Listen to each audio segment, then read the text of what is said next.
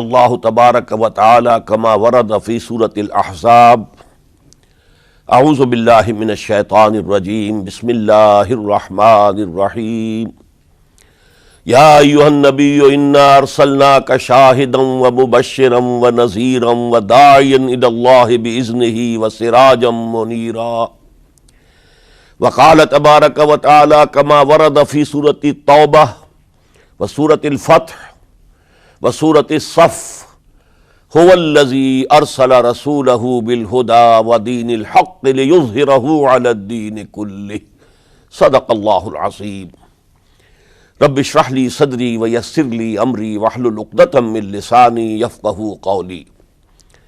معزز حاضرین اور محترم ناظرین، السلام علیکم ورحمۃ اللہ وبرکاتہ۔ اس سے قبل کی نشست میں ہم یہ دیکھ چکے ہیں کہ شہادت علی الناس یہ اصل میں کار رسالت کے لیے تعبیر ہے۔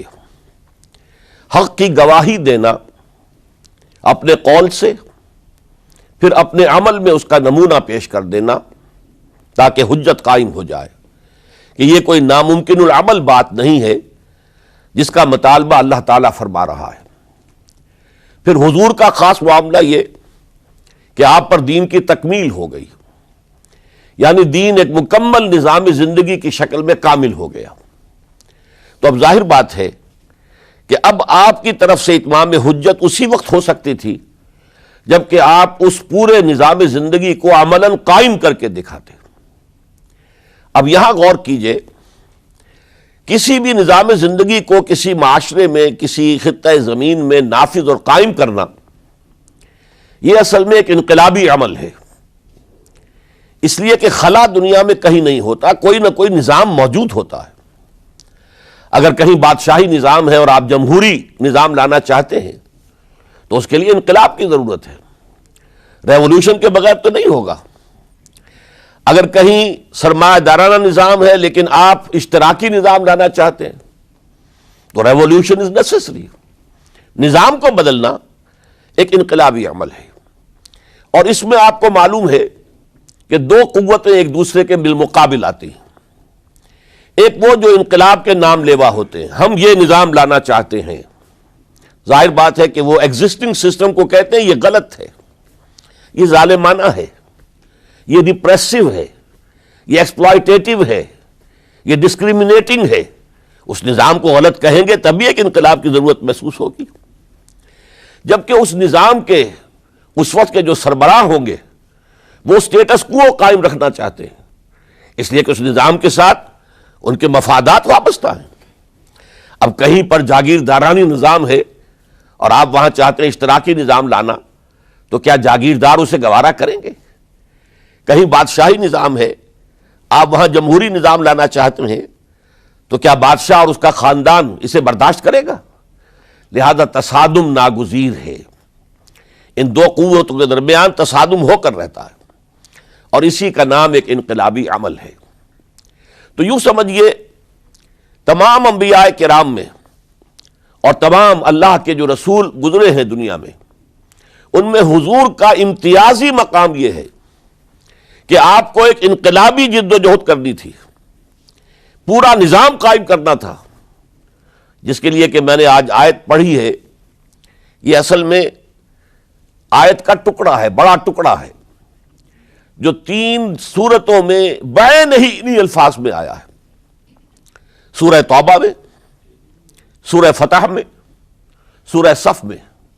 هو الذی ارسل رسولہ بالہدی ودین الحق لیظہرہ علی الدین کلہ، وہی ہے اللہ جس نے بھیجا اپنے رسول کو صلی اللہ علیہ وسلم الہدی قرآن حکیم دے کر اور دین حق دے کر، سچا نظام، عادلانہ نظام۔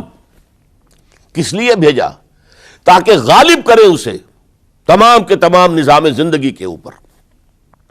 یہ نوٹ کر لیجئے کہ یہ آیت حضور کے لیے 3 مرتبہ قرآن میں آ رہی ہے، کسی اور نبی کے لیے نہیں آئی، نہ حضرت نوح کے لیے، نہ حضرت ابراہیم کے لیے، نہ حضرت موسیٰ کے لیے، نہ حضرت عیسیٰ کے لیے۔ گویا کہ حضور کو جو رول اسائن ہوا وہ ایک ریولوشنری رول تھا، اور اسی وجہ سے آپ کی پوری سیرت جو ہے در حقیقت وہ انقلابی جد و جہد کے مختلف مراحل ہیں، اور یہ بھی دنیا نے تسلیم کیا ہے کہ تاریخ کا عظیم ترین انقلاب، گمبھیر ترین انقلاب، موسٹ پروفاؤنڈ ریولوشن وہ تھا جو محمد عربی صلی اللہ علیہ وسلم نے نافذ کیا۔ اس کی گواہی دی ایم این رائے نے 1920 میں، ہسٹوریکل رول آف اسلام، اس کی کتاب آج بھی انڈیا میں چھپتی ہے اور بکتی ہے۔ وہ کہتا ہے کہ جو عظیم انقلاب محمد نے برپا کیا تھا وہ تاریخ انسانی کا سب سے بڑا انقلاب ہے۔ اسی کی ایچ جی ویلز نے اسی کی شہادت دی۔ ڈاکٹر مائیکل ہارٹ نے آج سے کوئی 25 برس قبل دی 100 نامی کتاب جو لکھی، امریکہ میں چھپی، مینہٹن میں، اور اس نے تاریخ انسانی کے عظیم ترین انسانوں کو پہلے 100 عظیم ترین انسان چن لیے جنہوں نے تاریخ کے رخ کو موڑا، پھر ان میں گریڈیشن کی۔ چنانچہ دی 100 کے ساتھ اس کتاب کا جو ذیلی عنوان ہے a selection and gradation of the 100 most influential personalities of human history, اور اس میں نمبر 1 پر لایا محمد الرسول اللہ صلی اللہ علیہ وسلم۔ اس انقلاب کے فلسفے کے حوالے سے آج فلسفہ شہادت کے دوسرے مرحلے کی میں بات کر رہا ہوں۔ ہم اس سے پہلے دیکھ چکے ہیں اس انقلاب کو برپا کرنے کے لیے سینکڑوں صحابہ نے جام شہادت نوش کیا۔ 70 صحابہ تو صرف غزوہ احد کے اندر شہید ہو گئے۔ 70 صحابہ کو ذبح کر دیا گیا، بلایا گیا تھا مبلغین اور معلمین کی حیثیت سے، اور دھوکہ دے کر انہیں ذبح کر دیا گیا۔ 250 سے اوپر صحابہ کرام نے جام شہادت نوش کیا ہے۔ تب وہ انقلاب برپا ہوا، جاء الحق وزهق الباطل ان الباطل کان زہوقا۔ اب انقلابی عمل کا ایک خاصہ ہے، اسے آج سمجھیے گا۔ تو شہادتوں کا ایک دوسرا دور جو شروع ہوا ہے، جس کے سب سے بڑے مظہر ہیں شہادت عمر فاروق رضی اللہ تعالی عنہ، شہادت عثمان غنی رضی اللہ تعالی عنہ، شہادت علی مرتضی رضی اللہ تعالی عنہ۔ 4 خلفائے راشدین میں سے 3 نے جام شہادت نوش کیا۔ اس شہادت کا پس منظر کیا تھا، اب اسے سمجھیے۔ ہر ریولوشن کا ایک خاصہ ہوتا ہے۔ یہ جو کشاکش ہو رہی ہوتی ہے انقلاب کے علمبرداروں میں اور داعیوں میں، اور اپنے نظام، قدیمی نظام کو ڈیفینڈ کرنے والوں میں، گارڈ اپ یور لائنس، تمہارے انٹرسٹ، تمہارے مفادات پر زد پڑ رہی ہے، اپنے نظام کی حفاظت کرو۔ یہ جو تصادم جب اس مرحلے کو پہنچ جائے کہ اس نظام کے حامی یہ محسوس کریں کہ اب ہماری پیش نہیں جا رہی، اب تو یہ انقلابی کامیاب ہو جائیں گے، ہم ان کو ریزسٹ نہیں کر سکتے، تو عام طور پر ایک حربہ وہ یہ استعمال کرتے ہیں، فی الحال اب دبک جاؤ، کونوں کھجروں میں بیٹھ جاؤ، بلکہ بظاہر ان میں شامل ہو جاؤ، اور پھر انتظار کرو کسی اپروپریٹ مرحلے پر پھر انقلاب لائیں گے۔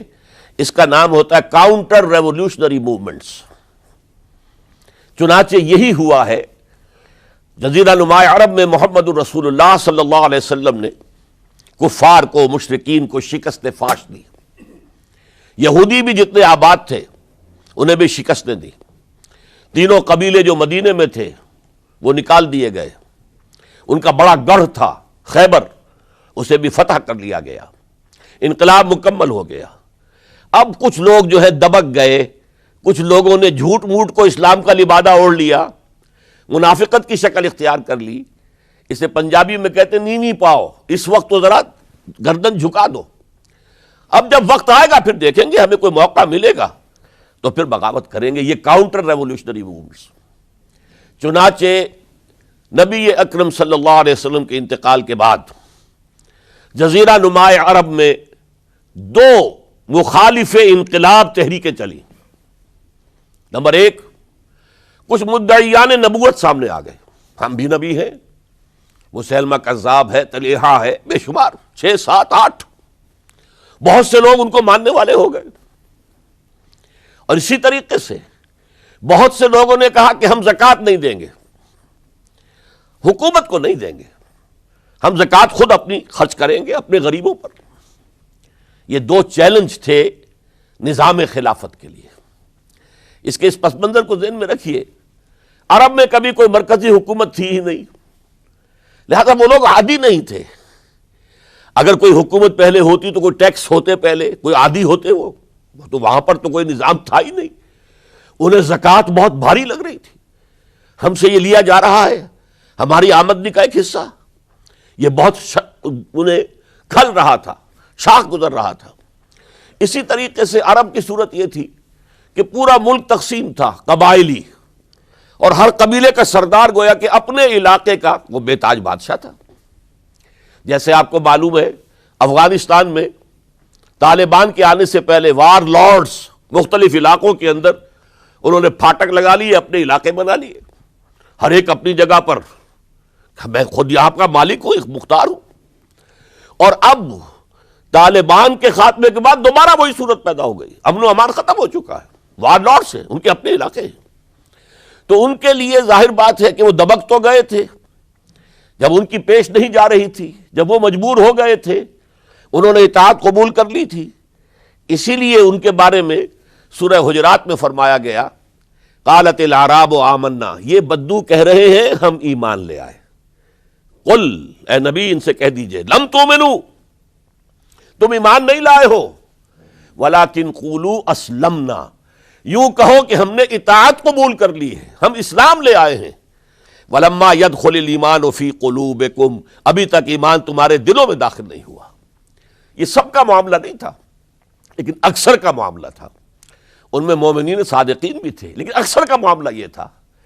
یہی وجہ ہے، دیکھیے جیسے قرآن مجید کی صورت نازل ہوئی تھی تکمیل انقلاب کے بعد، اذا جاء نصر اللہ والفتح ورأیت الناس يدخلون فی دین اللہ افواجا، جب اللہ تعالیٰ کی نصرت اور مدد آ گئی اور فتح حاصل ہو گئی، اور حضور کو اور صحابہ کو جزیرہ نماء عرب کے اندر غلبہ حاصل ہو گیا، اب لوگ فوج در فوج آ رہے ہیں، اطاعت قبول کر رہے ہیں، دائرہ اسلام میں داخل ہو رہے ہیں۔ لیکن نوٹ کیجئے حضور کے انتقال کے بعد جو یہ دو کاؤنٹر ریولوشنری موومنٹس اٹھیں، ایک جھوٹے مدعیان نبوت اور ایک منکرین زکوٰۃ، ان کے نتیجے میں تقریباً تو پورا عرب مرتد ہو گیا۔ یخرجون من دین اللہ افواجا، اب فوج در فوج وہ اللہ کے دین سے نکل گئے، یہاں تک کہ اسلام صرف ملک حجاز، تھوڑا سا علاقہ، اس کے بھی بڑے شہروں تک محدود رہ گیا۔ یہ خطرناک صورتحال تھی جس سے کہ حضرت ابو بکر صدیق رضی اللہ تعالیٰ عنہ کو سابقہ پیش آیا۔ وہ اگرچہ ایک بڑے نحیف الجسم، بڑے رقیق القلب انسان تھے، بہت رحیم اور شفیق، حضور کی شخصیت کا عکس کامل تھے۔ جیسے حضور کی طبیعت میں نرمی، رقت، شفقت، رحمت، ایسے ہی ان، لیکن جب ذمہ داری کا بوجھ آیا ہے، چیلنج آیا ہے تاریخ کا، اس وقت معلوم ہوا کہ ان کی تو شخصیت آہنی ہے، بڑی قوی، بہت مضبوط، ان کا عزم، ان کی ہمت، ان کا استقلال، ان کا اللہ پر توکل۔ اس موقع پر میں آپ کو بتاتا ہوں، بہت سے لوگوں نے مشورہ دیا تھا کہ مصلحت کا تقاضا ہے کہ کئی محاذ نہ کھولیے بیک وقت، مسلمانوں کے دل پہلے ہی زخمی ہیں حضور کے انتقال کی وجہ سے۔ پھر حضور نے ایک جیش اسامہ تیار کیا تھا، ہم نے چاہا تھا کہ آپ اسے روک دیں، آپ نے کہا نہیں، جو لشکر حضور نے تیار کیا ابو بکر اسے نہیں روکے گا، وہ گیا۔ پھر جو مدعیان نبوت ہوئے وہ تو یقیناً کافر ہو گئے، لہذا ان سے بھی قتال کرنا پڑے گا۔ کم سے کم منکرین زکوٰۃ کے ضمن میں نرمی کیجئے۔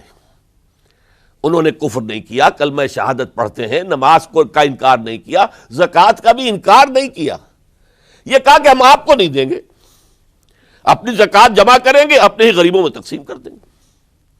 لیکن حضرت ابو بکر اور یہاں تک کہ حضرت عمر نے مشورہ دیا کہ مصلحت کا تقاضا ہے کہ مانعین زکوٰۃ کے ساتھ نرمی کی جائے۔ حضرت ابو بکر نے فرمایا، عمر تم ایام جاہلیت میں تو بڑے سخت تھے، بڑے مضبوط تھے، بہت طاقتور تھے، خدا کی قسم اگر یہ زکوٰۃ میں حضور کے زمانے میں اونٹ کے ساتھ اونٹ کو باندھنے والی رسی بھی دیتے تھے، اور اب اگر یہ کہیں گے کہ اونٹ لے جاؤ رسی نہیں دیں گے، تب بھی میں قتال کروں گا، اس لیے کہ ایبدل الدین وانا حی، کیا دین میں ترمیم کر دی جائے گی جبکہ میں زندہ ہوں؟ ابو بکر کے جیتے جی یہ نہیں ہو سکتا۔ لہذا ہم دیکھتے ہیں تاریخ کے اندر، چونکہ صدیقیت بہت اعلیٰ مقام ہے، نبوت کے بعد کا درجہ صدیقین، پھر شہداء، پھر صالحین، اور یہ ہے صدیق اکبر، افضل البشر بعد الانبیاء بالتحقیق ابو بکر صدیق۔ سال 1.5 سال کے اندر دونوں فتنوں کی سرکوبی کر دی گئی، کنسولیڈیٹ ہو گیا انقلاب دوبارہ۔ اس میں ہزاروں صحابہ کرام کی جانیں گئی ہیں۔ ایک جنگ یمامہ مشہور ہے، مسیلمہ کذاب کے خلاف 500 حفاظ اس جنگ میں شہید ہو گئے۔ تشویش ہو گئی کہ اگر حفاظ جو ہے اس طرح شہید ہو گئے تو کہیں قرآن گم نہ ہو جائے، ضائع نہ ہو جائے۔ کتابی شکل میں تو تھا ہی نہیں، وہ تو سینوں میں محفوظ تھا۔ اس لیے تجویز پیش کی گئی کہ اب اسے کتابی شکل میں، جیسے ایک کتاب 2 جلد کے گتوں کے مابین ہوتی ہے، مابین دفتین مرتب کر دیا جائے۔ تب یہ کام کیا گیا۔ بہرحال پہلا مرحلہ یہ تھا کہ کاؤنٹر ریولوشنری موومنٹس، چونکہ ابھی انقلاب صرف عرب میں آیا تھا اور عرب ہی کے اندر سے کاؤنٹر ریولوشنری موومنٹس ابری، جھوٹی نبوت اور مانعین زکوٰۃ کی شکل میں، اور حضرت ابوبکر رضی اللہ تعالی عنہ نے اپنی عظیمت کا ثبوت دیتے ہوئے ان دونوں موومنٹس کو کچل کر رکھ دیا اور انقلاب اسلامی کو اثر نو کنسولیڈیٹ کر کے پھر قیادت حکم خداوندی کی روح سے کہ ان کے انتقال کا وقت آ گیا تو حضرت عمر فاروق کو نامزد کر کے ان کے سپرد کر دی رضی اللہ تعالی عنہ۔ حضرت عمر فاروق رضی اللہ تعالیٰ عنہ کا عہد خلافت یہ اسلام کے ایکسپینشن کا دور ہے۔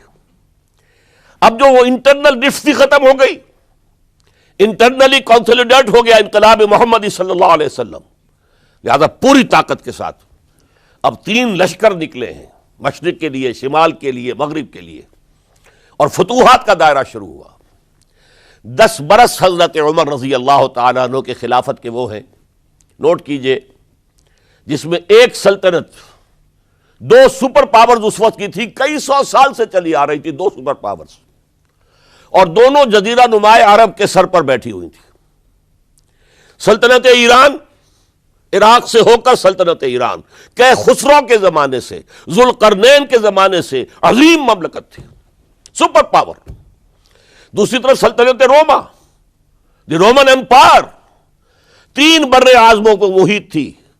رومن امپائر پورا شمالی افریقہ اس کے تحت تھا، پورا مغربی ایشیا اس کے تحت تھا، شام اس کے تحت تھا، ترکی اس کے تحت تھا، اور یورپ کا سارا مشرقی علاقہ اس کے تحت تھا۔ رومن امپائر، آپ کو معلوم ہے حضرت عمر کے زمانے میں رضی اللہ تعالی عنہ سلطنت کسریٰ کے تو پرخچے اڑ گئے، نام ختم ہو گیا، وجود نہ رہا عظیم سلطنت کسریٰ۔ حالانکہ آپ کے علم میں ہوگا ان کا بڑا شاندار ماضی تھا، کہ خسرو اور کیقباد، بڑے بڑے یہ کیانی کہلاتے ہیں، یہ کیاں جو ہے یہ بڑی عظیم ایک یوں سمجھیے کہ خاندان تھا بادشاہوں کا، لیکن یہ کہ وہ پوری سلطنت کسریٰ ختم ہو گئی۔ کیوں؟ اس نے حضور کے نامہ مبارک کو چاک کیا تھا، اور حضور نے فرما دیا تھا صلی اللہ علیہ وسلم، خسرو نے میرا خط نہیں چاک کیا، اپنی سلطنت چاک کر دی، اور واقعتاً سلطنت کسریٰ جو ہے ختم ہو گئے، نام و نشان ختم ہو گیا۔ دوسری طرف سلطنت روما تھی، عیسائیوں کے ساتھ، چونکہ وہ تھی کرسچین، عیسائیوں کے ساتھ حضور کے زمانے میں کوئی براہ راست تصادم نہیں ہوا تھا، سارا تصادم ہوا تھا یا مشرکین عرب سے اور یا یہودیوں سے۔ عیسائی جو ہے عربین پیننسولا میں تھے ہی نہیں، یمن کے علاقے میں کچھ تھے لیکن ان کی کوئی حیثیت نہیں تھی، لہذا کوئی کنفرنٹیشن نہیں ہوئی۔ دوسرے عیسائیوں میں ابھی اہل علم موجود تھے، جیسے آپ کو معلوم ہے نجاشی بادشاہ کیسے ایمان لے آئے۔ اس نے حضرت عیسیٰ کے بارے میں پوچھا، حضرت جعفر طیار رضی اللہ تعالیٰ عنہ نے سورہ مریم کی آیات پڑھ کر سنائیں، اور اس نے کہا بین ہی جو ان آیات میں تم نے پڑھا ہے، عیسیٰ کی حقیقت اس سے 3 کے برابر بھی زیادہ نہیں ہے۔ اسی طرح ہرقل نے جب اس کو حضور کا نامہ مبارک پہنچا، اس نے جو بھی پیغامبر آئے تھے ایلچی، ان کا اکرام کیا، احترام کیا۔ وہ عالم تھا، جان گیا کہ یہ نبی آخر الزماں ہے، چاہتا تھا کہ میں ایمان لے آؤں بشرطے کہ میرے سارے درباری سپہ سالار بھی ایمان لے آئیں۔ جیسے کہ سن 300 عیسوی میں پوری رومن امپائر نے عیسائیت اختیار کی تھی، اس سے پہلے وہ بت پرست تھے۔ 300 عیسوی میں سلطنت روما کا جو ایمپرر تھا وہ ایمان لے آیا حضرت عیسیٰ پر۔ اس وقت تک ظاہر بات ہے اسلام حضرت عیسیٰ کا دین تھا، حضور تو ابھی آئے نہیں، حضور کے آنے میں تو ابھی 300 برس سے باقی ہیں۔ وہ عیسائی ہو گیا، پوری مملکت عیسائی ہو گئی، تو وہ نظام جو تھا حکومت کا برقرار رہا، انٹیکٹ رہا۔ ہرقل یہ چاہتا تھا کہ اسی طرح میری پوری سلطنت ایمان لے آئے تو میری حکومت برقرار رہے، لیکن یہ کہ اس کے جو درباری تھے اور اس کے بڑے بڑے جو سپہ سالار اور جرنیل تھے انہوں نے ریجیکٹ کر دیا، اور یہ بادشاہت کی بیڑی اس کے پاؤں میں پڑی رہ گئی۔ ایمان تو نہیں لایا لیکن پہچان گیا تھا حضور کو صلی اللہ علیہ وسلم۔ اور اس سلطنت روما سے پھر آپ کو معلوم ہونا چاہیے کہ مسلمانوں نے اس کی 3 ٹانگوں میں سے 2 ٹانگیں توڑ دی، پورے شمالی افریقہ سے نکال باہر کیا، پورے مغربی ایشیا سے، یہ شام اور ترکی کا علاقہ اناطولیہ نکال دیا، اور اس کی سلطنت محدود رہ گئی یورپ کے اندر۔ تو یہ عظیم کام ہوئے ہیں حضرت عمر رضی اللہ تعالی عنہ کے عہد میں۔ اب سوچئے اس عظیم ریولوشن کا بھی کوئی کاؤنٹر ریولوشن ہونا چاہیے تھا کہ نہیں؟ ایرانی بڑے زبردست نیشنلسٹ لوگ تھے، نسل پرست، اپنی نسل پر فخر کرنے والے، ہماری روایات عظیم ہیں، ہم خسرو کے وارث ہیں۔ اور آپ کو معلوم ہے کہ آخری جو بادشاہ تھا رضا شاہ پہلوی، وہ چاہتا تھا کہ خسرو کے دور کی عظمت اور سطوت کو دوبارہ لے آئے۔ 2500 سالہ جشن اس نے منایا تھا، وہ چاہتا تھا وہی شان میری ہو جائے جو خسرو کی تھی۔ یہ جو ان کے اندر نیشنلزم تھا، جب ان کی سلطنت کے پرچے اڑ گئے حضرت عمر رضی اللہ تعالیٰ عنہ کے ہاتھوں، تو ان کے دلوں میں حضرت عمر کی دشمنی، وہ خون کے پیاسے ہو گئے عمر کے رضی اللہ تعالی عنہ۔ میں یہاں آپ کو ذرا ایک حوالہ دے دوں، فردوسی نے جو شاہ نامہ لکھا، حالانکہ وہ مسلمان تھے لیکن چونکہ پرانے ایرانی ذہن کی عکاسی کر رہے تھے، تو انہوں نے جب کہ عرب فوجیں آئی ہیں تو اس نے ایران کا جو اپنے اوپر فخر تھا اس کی ترجمانی کرتے ہوئے لکھا ہے، زشیر شتر خوردن و سوسمار عرب را بجائیست آیت قرار کہ تخت کیارا کنند آرزو تفو برتو ہے چرخ کرداں تفو، کہ یہ عرب اونٹنیوں کا دودھ پینے والے، گوہ کھانے والے، یہ گوہ ایک بڑی سی چھپکلی کا جیسا جانور ہوتا ہے جو صحرا کے اندر ہوتا ہے، اور وہ اپنا ایک گھر بنا کر رہتا ہے، اسے کھاتے تھے یہ۔ تو یہ گوہ کھانے والے، اونٹنیوں کا دودھ پینے والے عرب، آج ان کی یہ جرت، یہ جسارت، یہ ہمت کہ تخت کیاں کنند آرزو، کہ وہ آج آرزو کر رہے ہیں کہ سلطنت کا تخت جو ہے وہ ہمیں مل جائے۔ تفو برتو ہے چرخ گرداں تفو، تف ہے تجھ پر اے گردش کرنے والے آسمان، تف ہے تجھ پر۔ لہذا اب کاؤنٹر ریولوشنری موومنٹس آئی ہے، حضرت عمر کی شہادت اس کا نتیجہ ہے۔ ہرمزان ایک جرنیل تھا اور اس کے جنگی جرائم اتنے شدید تھے ایرانی کے کہ واجب القتل تھا۔ وہ گرفتار ہو کر حضرت عمر کے سامنے پیش کیا گیا۔ حضرت عمر نے فرمایا یہ واجب القتل ہے، اس کی گردن اڑا دی جائے۔ اس کی چالاکی دیکھیے، اس نے کہا امیر المومنین، اے مسلمانوں کے امیر عمر رضی اللہ تعالی عنہ، مجھے ذرا پانی پلوا دیجیے۔ حضرت عمر نے فرمایا پانی لا دو۔ ایک کٹورے میں پانی دے دیا گیا۔ پھر کہا دیکھیے امیر المومنین، مجھے ضمانت دیجیے کہ جب تک میں یہ پانی پی نہ لوں مجھے قتل نہیں کریں گے۔ فرمایا ہاں ہاں تم پانی پی لو، جب تک یہ پانی تم نہیں پیو گے ہم قتل نہیں کریں گے۔ اس نے وہ کٹورا پھینک دیا۔ نہ اب میں یہ پانی پی سکتا ہوں، نہ آپ مجھے قتل کر سکتے ہیں۔ کیونکہ آپ کا عہد یہ ہے کہ جب تک میں یہ پانی نہیں پیوں گا آپ مجھے قتل نہیں کریں گے۔ اس ہیلے سے جان بچا گیا۔ پھر اس شخص نے ابو لولو فیروز، ایک غلام تھا، اسے اس کام کے لیے تیار کیا۔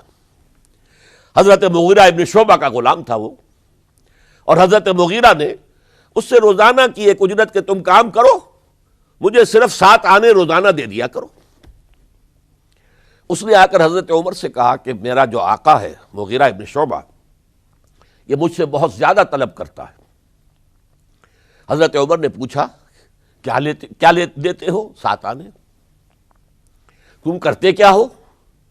کہ میں نجار بھی ہوں، میں لوہار بھی ہوں، میں یہ کام کرتا ہوں۔ فرمایا اتنے پیشوں کا جاننے والا اس کے لیے یہ روزانہ کا ٹیکس یہ زیادہ نہیں ہے، یہ تمہیں دینا چاہیے۔ اس نے کہا میں چکیاں بھی بناتا ہوں۔ حضرت عمر نے فرمایا پھر ایک چکی ذرا مجھے بھی بنا دینا۔ کہنے لگا آپ کے لیے تو میں ایسی چکی بناؤں گا کہ جس کی آواز دنیا بھر میں جائے گی۔ وہ شخص ہے، اور ہرمزان کی سازش کے تحت وہ ایرانی جسے بعد میں ایرانیوں نے کیا کہا، جس نے قتل کیا حضرت عمر فاروق کو، حضرت ابو لولو فیروز۔ آج بھی ایران میں اس کی قبر کی تصویریں بکتی ہیں بازار کے اندر، حضرت ابو لولو فیروز۔ وہ آیا ہے مسجد نبوی میں، اور آ کر اس نے جبکہ حضرت عمر رضی اللہ تعالیٰ عنہ امامت فرما رہے حملہ کیا، 5-6 وار خنجر کے کیے۔ حضرت عمر رضی اللہ تعالیٰ شدید مجروح ہو گئے۔ یہ انتقام تھا جو عجم نے، وہ سلطنت کے جس کے ٹکڑے ختم ہو گئے تھے، جس کا ٹکڑے کر دیے گئے تھے، اس نے انتقام لیا عالم اسلام سے۔ سمجھا انہوں نے یہ تھا کہ شاید یہ پوری عمارت اسی ایک ستون پر کھڑی ہے، حضرت عمر ہی کے ستون پر کھڑی ہے، اس ستون کو گرا دو گے پوری عمارت گر جائے گی۔ لیکن ثابت ہوا نہیں، یہ محمد کی بنائی ہوئی عمارت ہے صلی اللہ علیہ وسلم۔ یہ بہت قوی ہے، اس کی بنیادیں بہت مضبوط ہیں، کوئی ذرا سی تریڑ بھی نہیں آئی، ذرا سی تریڑ بھی نہیں آئی۔ حضرت عمر فاروق کی شہادت کے بعد حضرت عثمان رضی اللہ تعالیٰ عنہ کا دور خلافت شروع ہوا، اور جوں کا توں جو قافلہ چل رہا تھا آگے چلتا چلا گیا۔ حضرت عثمان رضی اللہ تعالیٰ عنہ کے بارے میں بہت قیل و قال ہے، ان پر تنقیدیں بھی کی، اپنوں نے بھی کی ہیں، دشمنوں نے بھی کی ہیں۔ لیکن بات جان لیجئے، یہ تاثر غلط ہے کہ ان کے پورے دور خلافت کے اندر فتنہ رہا یا ہنگامہ رہا، قتل غلط۔ 10 برس خلفائے راشدین میں طویل ترین دور خلافت حضرت عثمان کا ہے رضی اللہ تعالیٰ عنہ، 12 برس۔ حضرت ابو بکر کے تو 2.25 برس تھے، حضرت عمر کے 10 برس تھے، ان کا 12 برس، اور 12 میں سے 10 سال ایسے تھے بعین ہی جیسے حضرت عمر کے 10 سال تھے۔ امن و امان ہے، سکون ہے، چین ہے، اور قافلہ اسلام بڑھ رہا ہے، فتوحات کا دائرہ بڑھتا چلا جا رہا ہے، فتوحات سیلاب کے مانند آگے بڑھ رہی ہیں۔ تھمتا نہ تھا کسی سے سیل رواں ہمارا یہ سیل رواں کوئی روکنے والی کوئی طاقت دنیا میں رہی نہیں تھی۔ کسرا ختم، سلطنت ایران ختم، اور دوسری سپر پاور سلطنت روما، اس کی 3 میں سے 2 ٹانگیں توڑ دی گئی، 1 رہ گئی۔ اب کون تھا؟ خارج میں کوئی طاقت نہیں تھی جو اسلام کے اس سیلاب کو اور پوری نوع انسانی پر اتمام حجت اور اللہ کے دین کو پہنچانے کے راستے میں رکاوٹ بن سکتی ہے۔ اب ایک فتنہ اٹھا، دیکھیے حضور کی کنفنٹریشن 3 مذاہب سے ہوئی تھی۔ ایک مذہب مشرکین کا، شرک کا قلع کما کر دیا گیا جزیرہ نما عرب سے، ختم ہو گئے۔ انہوں نے کاؤنٹر ریولوشنری موومنٹس اٹھائیں حضرت ابو بکر کے زمانے میں، ان کو کرش کر دیا حضرت ابو بکر صدیق رضی اللہ تعالیٰ عنہ، چاہے ہزاروں صحابہ شہید ہوئے۔ اس کے بعد دوسری طاقت کون تھی مذہبی؟ یہودی۔ یہود کے 3 قبیلے مدینے میں آباد تھے، بنو قینقاع، بنو قریظہ، بنو نذیر۔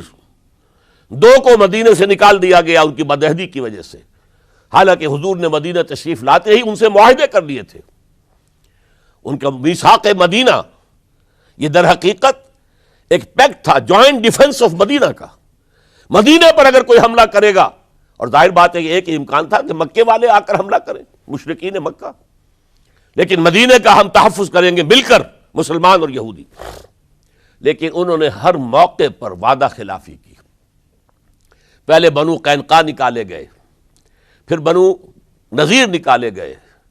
غزوہ احزاب کے موقع پر بدترین جو ہے بدعہدی بنو قریظہ نے کی، اور ان کو بڑی سخت سزا دی گئی، چونکہ انہوں نے خود کہا تھا کہ ہمارا فیصلہ سعد ابن معاذ رضی اللہ تعالی عنہ جو فیصلہ کر دیں گے وہ ہمارے حلیف ہے، جو فیصلہ کر دیں گے ہمیں قبول ہوگا.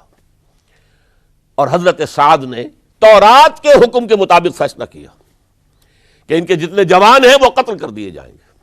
بڑی سخت سزا تھی کہ جو دی گئی ہے، اس میں کوئی شک نہیں.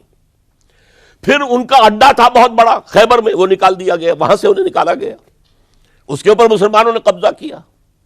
جیسا کہ میں نے عرض کیا، عیسائیوں سے کوئی کنفرنٹیشن نہیں ہوئی تھی، لیکن ان دو کے ساتھ ایک مشرکین عرب کا خاتمہ ہوا اور ایک جزیرہ نما عرب سے یہودیوں کا خاتمہ ہوا. لہذا ان کے اندر جلن تھی، انتقام کی آگ تھی.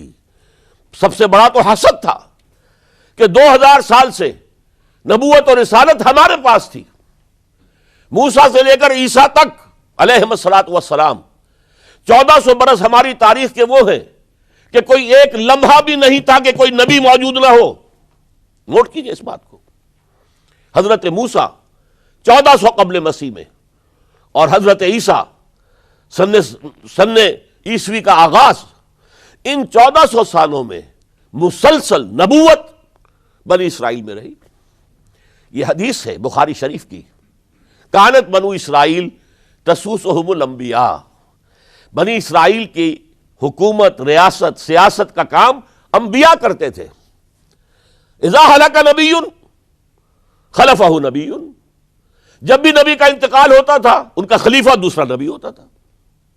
یہ چین ٹوٹی نہیں. 1400 برس آپ کو معلوم ہے حضرت داؤد بادشاہ بھی ہے، خلیفہ بھی ہے، نبی بھی ہے. ان کے بیٹے حضرت سلیمان بادشاہ بھی ہے، نبی بھی ہے، خلیفہ بھی ہے. اسی طریقے سے یہ سلسلہ چلتا رہا. تورات انہیں دی گئی، انجیل انہیں دی گئی، زبور انہیں دی گئی، بے شمار صحیفے اور دوسرے چھوٹے نبیوں کو دیے گئے. لیکن پھر اللہ تعالیٰ نے نبی آخر الزماں کی حیثیت سے محمد الرسول اللہ کو چن لیا، جو اسرائیلی نہیں تھے، جو اسماعیلی تھے. حضرت ابراہیم کے بڑے صاحبزادے حضرت اسماعیل علیہ السلام کی اولاد میں سے. اس پر انہیں سخت رنج، حالانکہ وہ پہچانتے تھے حضور کو. ان کی کتابوں میں جو نشانیاں لکھی تھی وہ پوری حضور پر جو ہے مطابق ہو رہی تھی. قرآن کہتا ہے یعرفونہ کما یعرفون ابناہم، وہ ایسے پہچانتے ہیں محمد کو صلی اللہ علیہ وسلم جیسے کہ اپنے بیٹوں کو پہچانتے. لیکن انہوں نے نہیں مانا. بدترین دشمن، حسد کی آگ میں جلنے والے، اور آج تک وہی معاملہ ہے. ان کی نیچر تبدیل نہیں ہوئی ہے. اب جو کچھ قیامت صغریٰ آنے والی ہے مڈل ایسٹ میں، عراق پر حملے کے بعد جو کچھ ہوگا، اس سب کی سازش کس نے کی ہے؟ یہود نے. یہ ساری اسرائیلی سازش ہے. بہرحال یہ علیحدہ بات ہو جائے گی. اب انتقام یہودیوں کا آیا. یہودیوں کو یہ معلوم تھا ہم تعداد میں اتنے کم ہیں اور ڈسپرسڈ ہیں. سن 70 عیسوی میں ایک رومن جنرل ٹائٹس، اس نے حملہ کر کے یروشلم بیت المقدس کی اینٹ سے اینٹ بجائی. 1,33,000 یہودی ایک دن میں قتل کیے. اور ان کا سیکنڈ ٹیمپل جو تھا، جو حضرت سلیمان نے بنایا تھا، معبد، عبادت گاہ، ہم تو اسے مسجد کہیں گے، مسجد اقصی، لیکن انہوں نے اسے کہا ہیکل، ٹیمپل. اس کو گرا دیا تھا نبوکڈنضر نے 587 عیسوی میں. دوبارہ انہوں نے بنایا، اسے ٹائٹس نے گرا دیا. وہ آج تک گرا پڑا ہوا ہے، آج تک. صرف ایک دیوار اس کی سلامت ہے جسے وہ ویلنگ وال کہتے ہیں، وہاں جا کر ماتم کرتے ہیں، روتے ہیں، پیٹتے ہیں. اور اس کو اس وقت سے نکال دیا گیا یہودیوں کو، نکل جاؤ فلسطین سے، بھاگ جاؤ یہاں سے، دفع ہو جاؤ. لہذا وہ ڈسپرس ہو گئے. کوئی یورپ چلے گئے، کوئی روس چلے گئے، کوئی ہندوستان چلے گئے، کوئی افریقہ کے ممالک میں چلے گئے، کچھ ایران میں آ گئے. یہ سب، اس کو وہ کہتے ہیں ڈایاسپورا. ہمارا وہ دور جس میں ہم دنیا میں منتشر تھے.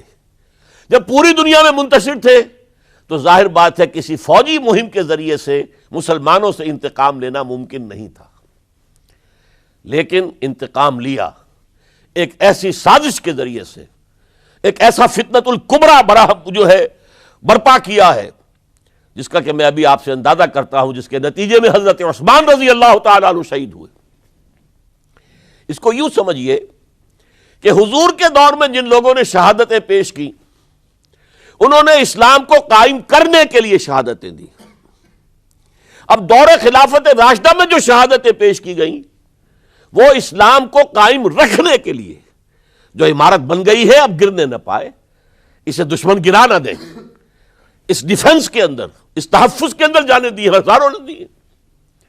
چنانچہ ایک یہودی عبداللہ ابن سبا، یمن کا رہنے والا، اسلام کا لبادہ اوڑھ کر آتا ہے منافق بن کر، حالات کا جائزہ لیتا ہے، کہاں پانی مرتا ہے، کس طریقے سے میں ان میں انتشار پیدا کر سکتا ہوں، کس طریقے سے مسلمانوں کو آپس میں لڑا سکتا ہوں. اس نے آ کر، دیکھیے تاریخ کے اندر اس سے پہلے بھی ہوا تھا، حضرت عیسیٰ کے دین، اصل دین کو ختم کرنے والے سینٹ پال، جب تک حضرت مسیح دنیا میں تھے سینٹ پال بدترین دشمن تھا حضرت عیسیٰ کا. لیکن جب حضرت عیسیٰ کو اٹھا لیا گیا رفع سماوی کے بعد، وہ عیسائیت کا لبادہ اوڑھ کر آ گیا. مجھے عیسیٰ کی زیارت ہوئی ہے، میں ان پر ایمان لے آیا ہوں، اور اس کے بعد حضرت عیسیٰ کے دین کو ختم کر کے رکھ دیا، توحید کو تثلیث میں بدل دیا. اس سے بڑی تباہی کیا ہوگی؟ اور حضرت عیسیٰ کہہ کر گئے تھے کہ میں صرف بنی اسرائیل کے گھرانے کی کھوئی ہوئی بھیڑوں کی تلاش میں آیا ہوں. اس نے جینٹائلز، غیر یہودی جو ہے، ان کے اندر بھی اپنی دعوت و تبلیغ کا معاملہ شروع کیا. نمبر 3 حضرت عیسیٰ کہہ کر گئے تھے، دیکھنا یہ نہ سمجھنا کہ میرے آنے سے شریعت موسوی ختم ہو گئی ہے. Don't think I have come to destroy law, the Mosaic law, حضرت موسیٰ کی شریعت لاگو رہے گی تم پر. سینٹ پال نے ساکت کر دیا. تو جدید عیسائیت، ڈاکٹر مائیکل ہارٹ، جس کا میں نے حوالہ دیا دی 100 کا مصنف، وہ کہتا ہے کہ موجودہ عیسائیت کرسچینٹی نہیں ہے، پالزم ہے. یہ حضرت عیسیٰ کا دین نہیں ہے، یہ تو پال کا دین ہے. ایک شخص نے یہ کام کر دیا. اسی طرح کا ایک شخص آیا تھا عبداللہ ابن سبا. اس نے سب سے پہلے تو دیکھا کہ اس معاشرے کے اندر قریش کے 2 گھرانوں کی بڑی پرانی چشمک ہے، بنو امیہ، بنی ہاشم. پرانی ان کے اندر قبائلی چشمک چلی آ رہی ہے. اسلام نے آ کر اسے دبا دیا. ختم نہیں ہوتی یہ چیزیں، نسل بعد نسل چلتی ہیں، اندر دبی رہتی ہیں. آگ بجھی ہوئی نہ جان، آگ دبی ہوئی سمجھ. اس نے جان لیا کہ یہ بہترین موقع ہے، اگر اس قبائلی عصبیت کو میں ہوا دے سکوں تو مسلمان منقسم ہو جائیں گے، ایک دوسرے کے ساتھ دست و گریبان ہو جائیں گے. اس نے آتے ہی کہنا شروع کیا، خلافت کا حق بنو ہاشم کا ہے. یہ عثمان، یہ بنو امیہ میں سے ہے، بنو امیہ کو کوئی حق نہیں ہے خلافت کا. 2 پہلے جو خلیفہ تھے، حضرت ابوبکر، حضرت عمر، وہ نہ ہاشمی تھے نہ اموی تھے. حضرت ابوبکر بنو تیم میں سے تھے، نہ ہاشمی نہ اموی. حضرت عمر بنو عدی میں سے تھے، نہ ہاشمی نہ اموی. حضرت عثمان تھے بنو امیہ میں سے. اب یہاں دکھتی ہوئی رگ کو اس نے چھیڑا. حضور ہاشمی تھے، بنو ہاشم کا حق ہے خلافت، عثمان غاصب ہے معاذ اللہ رضی اللہ تعالی عنہ. پچھلے دونوں بھی غاصب تھے. خلافت حق ہے بنو ہاشم کا. پھر حضرت علی کی شان میں، یہاں تک کہ یہ تو خدا حلول کیے ہوئے علی کے اندر، یہ گاڈ انکارنیٹ ہے، یہ خدا ہے. دیکھیے توحید بھی ختم کی، اس نے تثلیث بنائی تھی، اور حضرت عیسیٰ کو خدا کا بیٹا بنایا تھا، اس نے حضرت علی کو خدا بنا دیا. اور آپ کو معلوم ہونا چاہیے آج بھی نصیری شیعہ دنیا میں موجود ہیں جو حضرت علی کو خدا کہتے ہیں، دی گاڈ انکارنیٹ، کہ اللہ جو ہے حلول کر گیا تھا حضرت علی کے اندر رضی اللہ تعالیٰ معاذ اللہ ثم معاذ اللہ ثم معاذ اللہ. پھر اس نے ایک طریقہ اختیار کیا، حضرت عثمان پر تنقیدیں شروع کی، حضرت عثمان کے گورنرز کے خلاف جھوٹے الزامات لگانے شروع کیے، اڈے بنا لیے بصرہ میں، کوفہ میں، مصر میں، اور وہاں بصرے میں کوفے کے امیر کے خلاف اس نے یہ کر دیا، اس نے یہ کر دیا، اس نے خیانت کی، اس نے فلاں کیا، بیت المال پہ ڈاکہ ڈالا، اور کوفے میں بصرہ کے امیر کے خلاف، شام میں دمشق میں مصر کے گورنر کے خلاف، اور مصر میں جا کر شام کے گورنر کے خلاف، اور ہر جگہ حضرت عثمان رضی اللہ تعالیٰ عنہ کے خلاف۔ اب آپ کو معلوم ہے اس دنیا میں تو اطلاعات بھی نہیں پہنچتی تھی آسانی سے، کئی دن میں جا کر، کئی ہفتوں میں جا کر تو خط پہنچتے تھے، کوئی ٹیلی فون نہیں، کوئی تار نہیں، کوئی بے تار برقی نہیں، کچھ بھی تو نہیں، وائرلیس نہیں، کچھ نہیں، لہٰذا یہ فتنہ بڑھتا رہا اندر ہی اندر، اور پھر ہر جگہ سے بلوائی، وہ جو سبائی کہنا چاہیے، وہ مدینے میں آ گئے، گھیرا کر لیا اور مطالبہ کیا کہ حضرت عثمان مستعفی ہو جائیں، خلافت چھوڑ دیں۔ حضرت عثمان نے کہا تمہارے کہنے سے میں نہیں چھوڑ سکتا۔ ان پر جب الزامات لگائے گئے انہوں نے ہر الزام کی صفائی پیش کر دی۔ اس صفائی کے پیش کرنے والوں میں سب سے بڑھ کر خود حضرت علی تھے رضی اللہ تعالی عنہ۔ مسجد نبوی میں آ کر انہوں نے ان بلوائیوں کو جمع کیا اور حضرت عثمان کے خلاف جو بھی الزام لگائے گئے تھے ان سب کی صفائی اور جواب دیا اس کا، لیکن بلوائی جو ہے اڑے ہوئے تھے۔ ادھر سے حضرت امیر معاویہ، وہ عامل تھے، گورنر تھے شام کے، انہیں اطلاع مل رہی ہے، وہ کہتے ہیں آپ ہمیں اجازت دیجئے ہم فوج لے کر آئیں اور ان کے ٹکڑے اڑا دیں۔ لاکھوں کی فوجیں تھی کھڑی ہوئی، حضرت عثمان کی مملکت کا آپ تصور کر سکتے ہیں؟ قرآن میں عظیم ترین حکمران کے نام سے کے حوالے سے نام آیا ذوالقرنین کا، ذوالقرنین کے خسرو یا سائرس، اس کی سلطنت سے کم 2 گنا بڑی سلطنت تھی جس پر حضرت عثمان رضی اللہ تعالی عنہ حکومت کر رہے تھے۔ مصر سے عمرو بن العاص کہہ رہے ہیں کہ آپ اجازت دیجئے میں فوج لے کر آؤں اور ان کا ٹکڑا کر دیا جائے، تکہ بوٹی کر دی جائے۔ حضرت عثمان کا فیصلہ تھا یہ مجھے قتل کر دیں تو قصاص لے لینا، لیکن میں اپنی جان کے تحفظ کے لیے کسی کلمہ گو کا خون بہانے کو تیار نہیں۔ حضرت طلحہ، حضرت زبیر، حضرت علی کہہ رہے ہیں آپ اجازت دیجئے کہ ہم ان کے خلاف جنگ کریں، مدینے میں بیٹھے ہوئے، فرماتے نہیں، ان کے خلاف جنگ کی اجازت میں نہیں دے سکتا۔ یہ میری ذاتی، مجھ پر تنقیدیں کر رہے ہیں، ذاتی دشمنی ہے، میں اپنی ذات کے تحفظ کے لیے کسی کلمہ گو کا خون جو ہے نہیں بہاؤں گا۔ لاکھوں کی فوجیں موجود تھیں، لیکن حضرت عثمان نے یہ طے کیا میں اپنی جان کے تحفظ کے لیے میں نہیں ہاتھ اٹھاؤں گا، میں کسی اور کو اجازت نہیں دوں گا کہ ان کے خلاف جنگ کرے۔ ہاں یہ میرے دشمن ہے، میری جان لے لیں، جب جان لے لیں گے تو قصاص لے لینا۔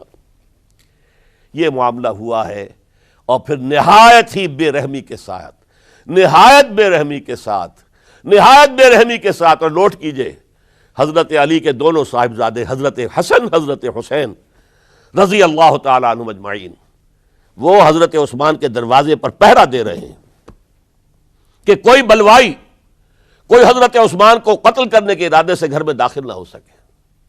وہ گھر کے پچھواڑے سے دیوار پلانگ کر آئے ہیں اندر، اور حضرت عثمان جب قرآن پڑھ رہے تھے اس حالت میں انہیں شہید کیا ہے۔ ان کی بیوی نائلہ نے ہاتھ آگے کیا ہے روکنے کے لیے تو ان کی انگلیاں کٹ گئیں، اور انگلیوں کا خون جو ہے اس مصحف پر، قرآن مجید میں اس صفحے کے اوپر حضرت عثمان کے خون کے دھبے لگ گئے۔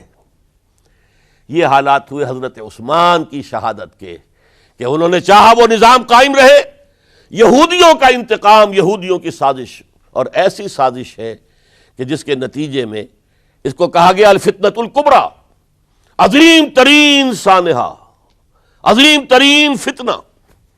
اور اس کے بعد جو خانہ جنگی ہوئی ہے، حضرت علی رضی اللہ تعالی عنہ اس کے بعد خلافت قبول کرنے کو تیار نہیں تھے، حضرت طلحہ قبول کرنے کو تیار نہیں تھے، کوئی بھی تیار نہیں۔ کیوں؟ یہ بلوائی ہے اس وقت یہاں پر، یہ کہہ رہے ہیں کہ تم خلیفہ بن جاؤ، تو جو بھی اس وقت خلیفہ بنے گا وہ ان کے ہاتھ میں کٹھ پتلی بن جائے گا۔ بالآخر حضرت علی نے، ظاہر بات ہے کہ امت کو بغیر امام کے تو نہیں چھوڑا جا سکتا، بغیر امیر کے نہیں ہوگا تو شیرازہ منتشر ہو جائے گا، اب جو ہونا تھا ہو گیا، حضرت عثمان شہید ہو گئے رضی اللہ تعالی عنہ، لیکن بہرحال اب امت کا نظم تو قائم رکھنا ہے نا۔ حضرت علی نے بیعت قبول کر لی رضی اللہ تعالی عنہ، لیکن حضرت امیر معاویہ، عمرو بن العاص، ان دونوں نے کہا کہ حضرت علی اگر حضرت عثمان کے خون کا قصاص لے لیں، قاتلان عثمان کو اگر قتل کریں تو ہم بیعت کریں گے، ہم مدعی خلافت نہیں ہے، خلافت علی کی ٹھیک ہے رضی اللہ تعالی عنہ، لیکن سب سے پہلا مطالبہ ہمارا یہ ہے کہ حضرت عثمان کے خون کا قصاص لیا جائے۔ حضرت علی رضی اللہ تعالیٰ عنہ کے لیے بعض وجوہ سے ایسا کرنا ممکن نہیں ہوا۔ نتیجہ کیا نکلا؟ سب سے زیادہ اندوہناک اسلامی تاریخ کا یہ دور ہے۔ حضرت علی کے دور خلافت میں باہمی خانہ جنگی رہی مسلسل۔ جنگ جمل حضرت عائشہ صدیقہ کمانڈ کرتی ہوئی آئی ہیں، طلحہ اور زبیر ان کے ساتھ ہیں، اور اگرچہ حضرت علی رضی اللہ تعالیٰ عنہ کے ساتھ ان کی صلح ہو گئی، لیکن وہ جو بلوائی تھے، جو چاہتے نہیں تھے کہ امن ہو، وہ تو در حقیقت اسلام کے حصے بکھرے کرنے کے لیے آئے تھے، اسلام کی مملکت کو تباہ کرنے آئے تھے۔ انہوں نے فوری طور پر حملہ کر دیا حضرت عائشہ رضی اللہ تعالیٰ عنہ کے لشکر پر۔ اب ظاہر بات ہے کہ جنگ شروع ہو جائے تو پھر کون دیکھ سکتا ہے، آئدر کل اور بی کلڈ، دو شکلیں دو ہی ہوتی ہیں۔ ایک رات میں 10,000 مسلمان شہید ہوئے، قتل ہوئے۔ الفتنۃ الکبریٰ، عشرہ مبشرہ میں سے حضرت طلحہ، حضرت زبیر دونوں شہید ہو گئے۔ پھر اس کے بعد بھی بات تو ختم نہیں ہوئی۔ حضرت معاویہ رضی اللہ تعالی عنہ وہ فوج لے کر آئے۔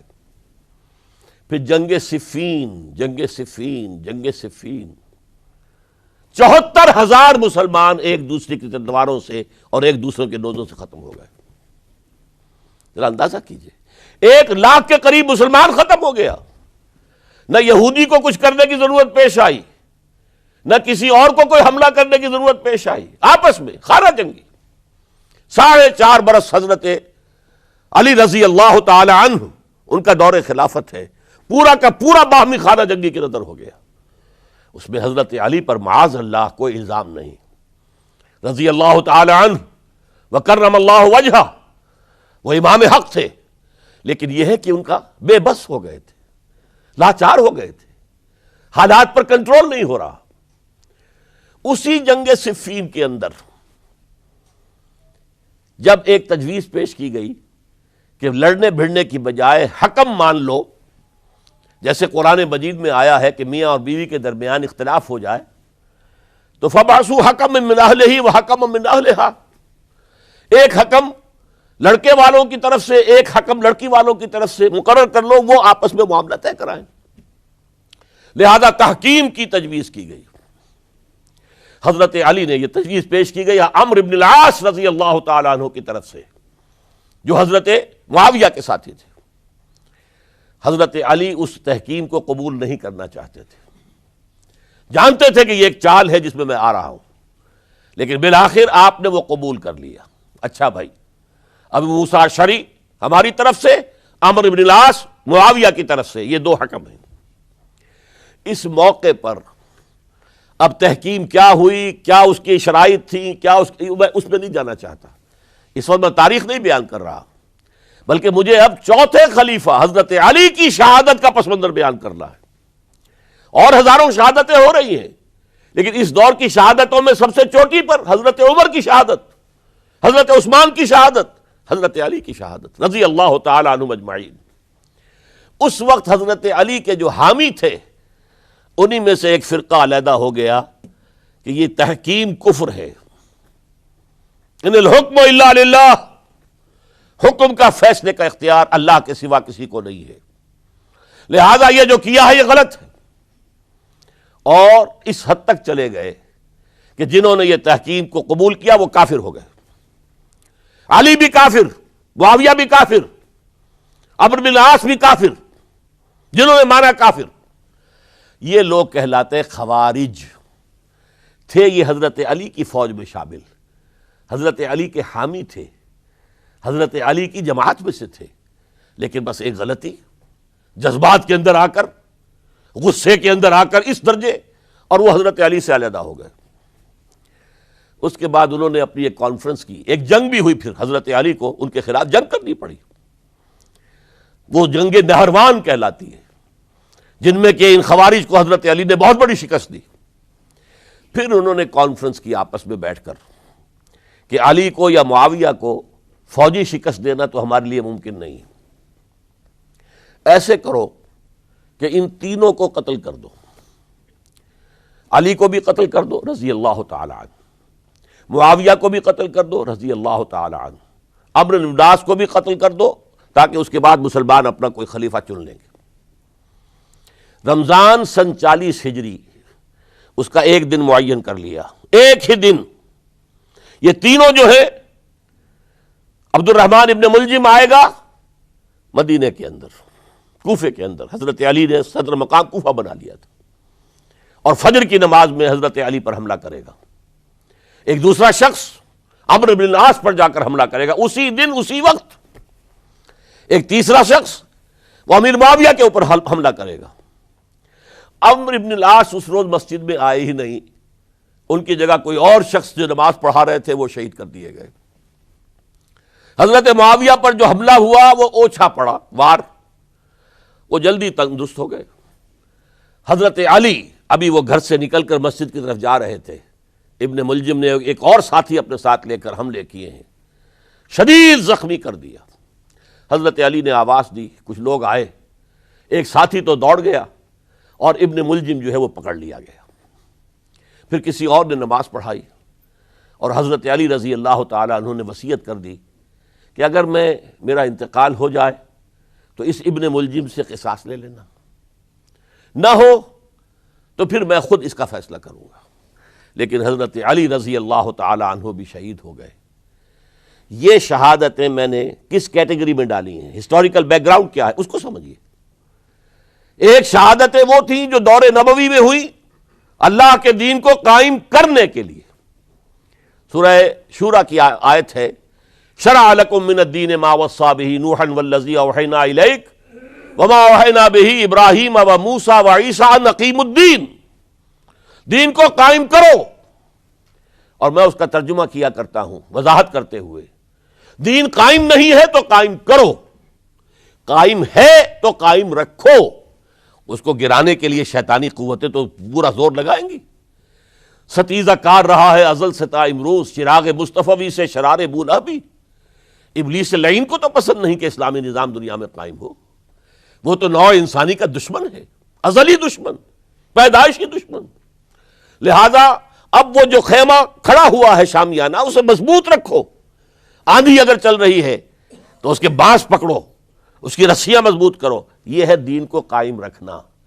یہ دور جو میں نے گنوایا ہے یہ اس دین کو قائم رکھنے کے لیے، اور اس پر جو خارجی حملے ہو رہے تھے ان حملوں کا سدباب کرنے کے لیے یہ بیش قیمت شہادتیں پیش کی گئی ہیں، ہزاروں صحابہ کی جانیں گئی ہیں، اور 3 خلفائے راشدین شہید کیے گئے۔ لیکن یہ بات نوٹ کر لیجئے، اس کا نتیجہ کیا نکلا؟ وہ جو ہمارا سیلاب جا رہا تھا عالمی سطح پر، محمد کے دین کو آگے سے آگے پہنچاؤ، جو حضور خطبہ حجۃ الوداع میں کہہ کر گئے تھے، میں نے تم پر حجت قائم کر دی، اب تمہیں حجت قائم کرنی ہے پوری نوع انسانی پر، لہذا فلیبلغ الشاہد الغائب، اب جو بھی یہاں موجود ہیں ان کا فرض ہے کہ پہنچائیں ان کو جو یہاں موجود نہیں ہے۔ یہ اسی کے لیے تو یہ فوجیں نکلی تھیں، اللہ کے دین کو قائم کرنے کے لیے، ورنہ شہادت ہے مطلوب و مقصود مومن، نہ مال غنیمت نہ کشور کشائی۔ یہ ابو بکر ہوں، عثمان ہوں، علی ہوں، عمر ہوں، یہ تو درویش تھے، انہوں نے کوئی محل نہیں بنائے، چٹائیوں پر بیٹھتے تھے، پیون لگے ہوئے کپڑے پہنتے تھے، ان کی خوراک عام مسلمان سے زیادہ بہتر نہیں تھی بلکہ ان سے کمتر رہتی تھی، ادنا درجے کے مسلمان تھے۔ لیکن یہ ہے کہ یہ جو سیلاب جا رہا تھا اسلام کا، انٹرنل سیبوٹاج کے ذریعے سے اس کے اندر طاقت جو تھی وہ روک دی گئی۔ آپ دیکھتے ہیں اور سنتے ہوں گے، اگر کوئی انکلائن ہو، چڑھائی ہو، اور ٹرک جو ہے لوڈڈ ہے، چل رہا ہے، زور لگا لگا کے انجن جو ہے گوں گوں گوں کر کے چل رہا ہے، اگر خدا نہ خواستہ انجن بند ہو جائے ایک دفعہ، اسے کہتے ہیں موشن ٹوٹ گیا، اب یہ ڈرائیور جانتا اس کی جان پر بن گئی، اب اس کو دوبارہ سٹارٹ کرنا آسان کام نہیں ہے۔ تو اسلامی سیلاب کا کہ جس کے بارے میں کیفیت یہ تھی کہ تھمتا نہ تھا کسی سے سیل رواں ہمارا سیل رواں روکنے والا کون رہ گیا تھا؟ سلطنت کسریٰ ختم ہو چکی تھی، سلطنت روما کی دو ٹانگیں ٹوٹ چکی تھی۔ اس کو روکا ہے یہودی سازش نے انٹرنل سیبوٹاج کے ذریعے۔ 1,00,000 مسلمان تو ایک دوسرے کی تلواروں سے ہی مارے گئے۔ خلافت راشدہ کا یہ نظام یہ پھر ایک سیڑھی نیچے اتر گیا۔ اس کے بعد دور بنو امیہ شروع ہوا ہے۔ عارضی سا حصہ یہ ہے کہ حضرت علی سے کہا گیا کہ ہم آپ کے بیٹے حضرت حسن کے ہاتھ پر بیعت کر لیں۔ آپ نے فرمایا نہ میں تمہیں روکتا ہوں نہ تمہیں حکم دیتا ہوں، یہ تمہارا معاملہ ہے۔ بہرحال لوگوں نے حضرت حسن کے ہاتھ پر بیعت کر لی۔ اب حضرت معاویہ کا اور حضرت حسن کا معاملہ شروع ہوا۔ حضرت حسن نکلے 50,000 کی فوج لے کر، اس وقت سے بہت بڑی فوج لے کر امیر معاویہ آئے، لیکن حضرت حسن رضی اللہ تعالیٰ نواسہ رسول، اور ان کے بارے میں یہ کہا جاتا ہے کہ حضور سے بہت مشابہ تھے، بہت مشابہ تھے مزاج میں اور شکل و صورت میں، اور کہتے ہیں کہ یہ اوپر کا حصہ جو ہے اس میں بہت مشابہت تھی حضور میں اور حضرت حسن میں۔ اور حضرت حسن کے بارے میں حضور نے ان کے بچپن میں فرمایا تھا میرا یہ بیٹا مسلمانوں کے دو گروہوں کے مابین صلح کرائے گا، اور وہی معاملہ ہوا۔ حضرت حسن نے جب دیکھا کہ یہ خون ریزی کب تک چلے گی، انہوں نے صلح کی پیشکش کی حضرت امیر معاویہ کو۔ امیر معاویہ نے سادہ کاغذ بھیج دیا کہ جو چاہیں شرطیں آپ لکھ دیں میں مانتا ہوں، سادہ کاغذ جسے آپ کہیں گے بلینک چیک۔ حضرت حسن رضی اللہ تعالیٰ عنہ نے شرائط لکھ دی، حضرت امیر معاویہ نے قبول کر لی، جنگ ختم ہو گئی۔ اب خلافت ہوئی حضرت معاویہ کی رضی اللہ تعالیٰ عنہ۔ لیکن حضرت معاویہ اگرچہ جلیل القدر صحابی ہیں، نوٹ کر لیجئے، حضور کے برادر نسبتی ہیں، حضور کے سالے ہیں، ان کی ہمشیرہ ام حبیبہ رضی اللہ تعالی عنہا حضور کی زوجہ محترمہ ہیں، ابو سفیان کے یہ بیٹے ہیں، ابو سفیان کی وہ بیٹی ہیں، اور ان کے بارے میں حضور نے فرمایا اللہم اجعلہ ہادیا مہدیا، دعا کی اے اللہ اس معاویہ کو ہادی ہدایت دینے والا اور مہدی ہدایت یافتہ بنا دے۔ اس کے باوجود حضرت معاویہ کے دور حکومت یا دور خلافت کو خلافت راشدہ میں تسلیم نہیں کیا جاتا، اس لیے کہ انہیں مسلمانوں نے اپنی رائے سے نہیں چنا تھا، اپنے طاقت کے بل پر وہ حکومت جو ہے انہوں نے حاصل کی تھی۔